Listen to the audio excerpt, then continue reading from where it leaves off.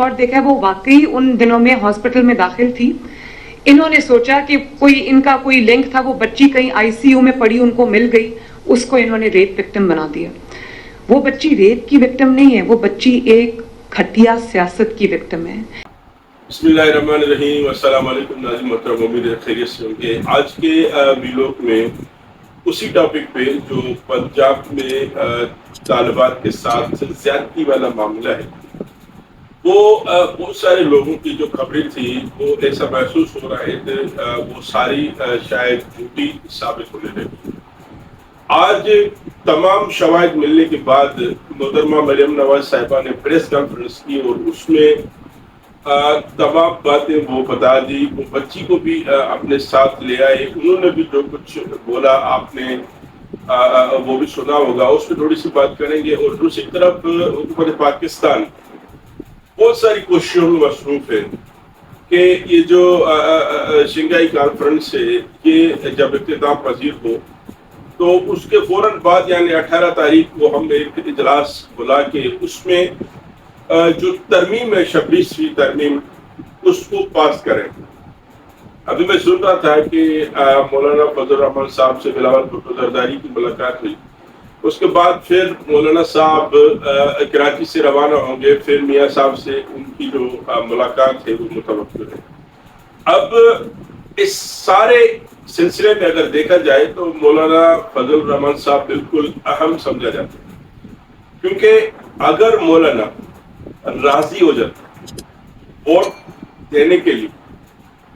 تو حکومت پاکستان یہ آئینی ترمیم پاس کرانے میں کامیاب ہو جائے, کیونکہ جو اس وقت کمی ہے حکومت پاکستان کے پاس وہ ہے صرف مولانا فضل الرحمان کی, اور تحریک انصاف کو چھوڑ کے باقی جتنی بھی جماعتیں ہیں وہ پہلے ہی حکومت کے ساتھ ہیں. بہرحال حکومت بڑا زور دے رہی ہے کہ ہم اس آئینی ترمیم کو پاس کریں اور اپنے جو مقاصد ہیں اس میں کامیابی حاصل کر سکیں. سب سے پہلے جی بات کرتے ہیں پنجاب میں جو کالج میں جو واقعہ پیش آیا بچی کے ساتھ. یہ جو معاملات ہوتے ہیں اللہ نہ کرے اگر کسی کے ساتھ پیش آ جاتے ہیں تو بہت سارے والدین بہت سارے گھر والے اس معاملے میں احتیاط کرتے ہیں کہ اس معاملے کو لے کے سوشل میڈیا کو لے کے یا الیکٹرانک میڈیا کو لے کے بہت بدنامی ہوتی ہے. یعنی ابھی جو آج محترمہ مریم نواز صاحبہ نے پریس کانفرنس کی اس میں ابھی بھی یہ موقف آ رہا ہے تو یہ باتیں ساری جھوٹی تھی. یعنی لوگوں نے ایک پلان کے تحت لوگوں نے ایک کسی کے کہنے کے اوپر احتجاج کیا. اب میں جب اس بات کو سوچ رہا تھا کہ ہمارے ملک پاکستان میں کیا ایسا بھی ہو سکتا ہے کہ کسی بیٹی کی عزت کے ساتھ اس طرح کھیلا جا سکتا ہے, کسی ماں باپ کے پھولوں جیسی بچی کے ساتھ اس طرح زیادتی کا بول کے بھی کھیلا جا سکتا ہے. یقین جانے پاکستان کی جو سیاست ہے اس کا کہیں کسی کو سمجھ نہیں آ رہا. اب اگر مریم نواز صاحبہ کی آپ پریس کانفرنس سنیں تو اس میں وہ واضح کر رہی ہے کہ یہ جتنا بھی پروپیگنڈا ہوا جتنے بھی احتجاج ہوئے وہ باقاعدہ بلیم کر رہی ہے پی ٹی آئی کے اوپر کہ یہ جو سارا نقطہ نظر ہوا ہے, یہ جو ساری بے چینی کی کیفیت ہوئی ہے, یہ جو جس بچی کے ساتھ زیادتی ہوئی ہے یا نہیں ہوئی وہ ابھی تک کنفرم نہیں ہوا, لیکن مریم نواز صاحبہ یہ پی ٹی آئی کے اوپر یہ سارا جو ہے بوجھ اور ملبہ ان کے اوپر ڈال رہی ہے کہ یہ ساری حرکت پی ٹی آئی کی ہے. یعنی ایک طرف آپ ایک پاکستان میں سرمایہ کاری کے خواب دیکھ رہے ہیں, ایک طرف آپ یہ سوچ رہے ہیں کہ پاکستان میں حالات بہتر ہونے جا رہے ہیں, اور دوسری طرف پاکستان کے حالات ایک بڑے صوبے کے خود خراب کروائے جا رہے ہیں تاکہ لوگوں کو غلط میسج جائے, تاکہ لوگ جو ہمارے مہمان آئے ہوئے ان کو کچھ اچھا نہ لگے. ایسا بھی کوئی کر سکتا ہے اپنے ملک میں, اپنے ملک کے ساتھ اپنے ملک کی سیاسی جماعتوں ایسی حرکتیں کر سکتی ہے. اگرچہ مریم نواز صاحبہ کی باتیں سچی ہیں، اگرچہ ان کے الزامات سچے ہیں، تو پاکستان کی سیاست میں بہرحال اب یہ پتہ چل رہا ہے کہ کچھ بھی ہو سکتا ہے۔ دوسرا جو آج کا ہمارا ٹاپک ہے، پاکستان میں آئینی ترمیم کے لیے حکومت پاکستان کوششیں کر رہی ہے، اور وہ کوششیں اب ایسا محسوس ہو رہا ہے کہ پچھلے آئندہ 72 گھنٹوں میں یعنی وہ بالکل آخری مراحل میں پہنچ چکی ہے۔ مولانا فضل الرحمان صاحب کی بلاول بھٹو زرداری صاحب سے ملاقات ہوئی، پھر نواز شریف سے ملاقات ہونے جا رہی ہے۔ ایسا محسوس ہو رہا ہے کہ پاکستان کے لوگ جو مولانا فضل الرحمان صاحب کو جس حیثیت میں سمجھتے تھے کہ مولانا مان جائیں گے، اور ابھی بھی پاکستان کی عوام جیت گئی، مولانا کے بارے میں جو ان کی رائے تھی کہ مولانا مان جائیں گے، مولانا کی جو شرائط تھی وہ حکومت نے تسلیم کر لی، اور مولانا فضل الرحمان پاکستان کے واحد لیڈر ہیں،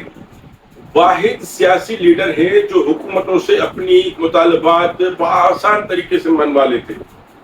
یعنی جیسے میں ایک صحافی کو سن رہا تھا، انہوں نے اپنے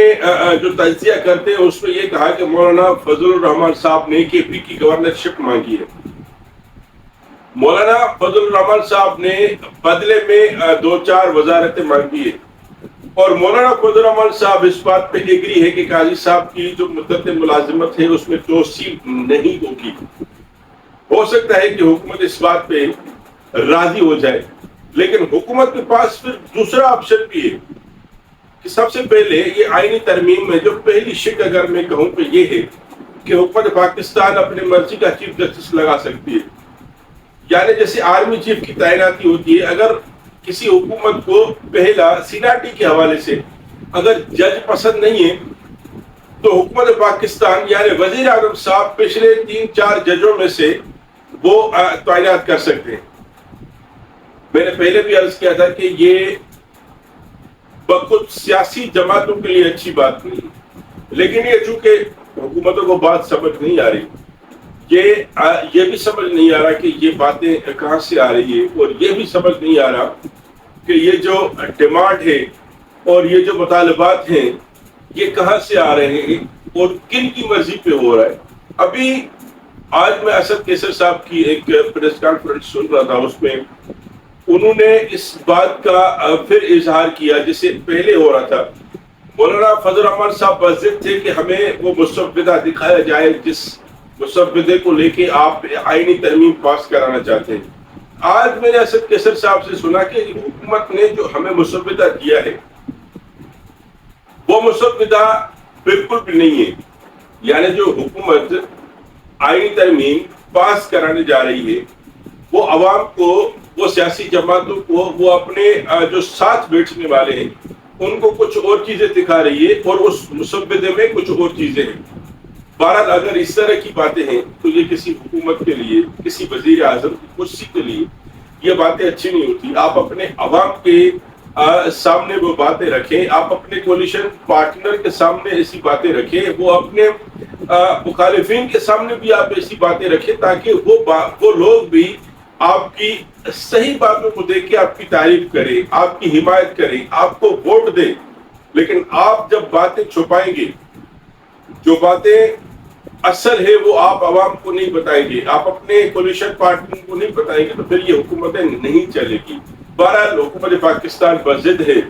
کہ ہم ایک آئینی ترامیم پاس کرائیں، 26ویں آئینی ترامیم۔ حکومت پاکستان اس کو اپنا ایک اہم فیصلہ سمجھتی ہے، لیکن یہ آئینی ترامیم اگر پاس بھی ہو جائے پھر بھی اس کی مخالفتیں ہوتی رہے گی۔ ہو سکتا ہے آئینی ترامیم پاس ہونے کے بعد حکومت کی اپنی جماعتیں اس کی مخالفت کریں۔ ابھی اس کو سمجھ نہیں آ رہی کسی کو مسودہ ہے کیا، ابھی صرف اور صرف دباؤ ہے، ابھی صرف اور صرف راضی کیا جا رہا ہے، منایا جا رہا ہے کہ حکومت جو مسودہ پاس کرانے جا رہی ہے اس کو پاس کیا جائے۔ بہرحال شنگھائی کانفرنس پاکستان میں جاری ہے، ساری ہے، اس کے اچھے اقدامات آ رہے ہیں، اور پاکستان کی عوام کو اب توقع رکھنی چاہیے حکومتوں سے، کیونکہ اس کی کوئی امید نہیں ہے، لیکن پھر بھی توقع رکھنی چاہیے کہ پاکستان میں حالات صحیح ہوں گے، پاکستان میں نئی سرمایہ کاری آئے گی، فوج کے توسط سے اور سعودی عرب کے توسط سے، دبئی کے توسط سے، چائنا کے توسط سے اور رشیا کے توسط سے پاکستان کی معیشت کچھ اپنے پاؤں پہ کھڑی ہوگی، اور مزدور بھاری کسان کے اوپر جو بوجھ ہے تھوڑا سا وہ کم ہوگا۔ ہم امید کرتے ہیں کہ پاکستان کی حالات بہتر ہوں گے اور پاکستان ترقی کی طرف گامزن ہوگا۔ بہت بہت شکریہ۔